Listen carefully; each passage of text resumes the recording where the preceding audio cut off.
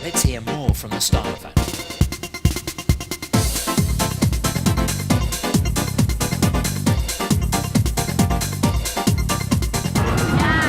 Uy! Uy! Good morning! Andito tayo sa CCP ngayon kasama ang libo-libo mga tao to para magbanat ng buto at mag-exercise. Ano? Tara!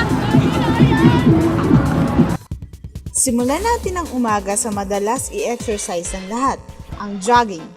Dito magigising ang buong katawan at may hahanda ito sa mas nakakapagod pang ensayo. Ito ang magsisilbing warm-up para sa atin. Let's hear more.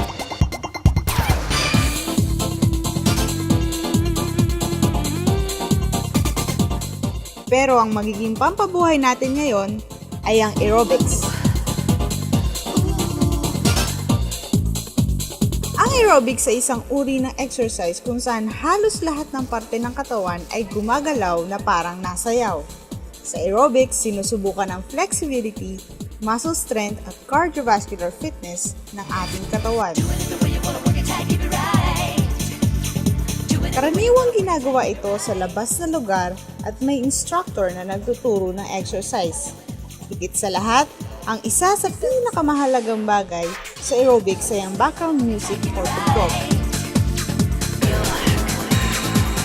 Kaya kayo dyan sa bahay, bangon na at magbawas na ng taba at magsimula na tayo mag-aerobics. Sa dami ng benepisyo, hindi sayang ang pagod ninyo. At pagkatapos ito, isang masarap na kape ang pantapat sa pagod ninyo. Para sa Fit na Fit, Jen Busalpa. Back to the studio.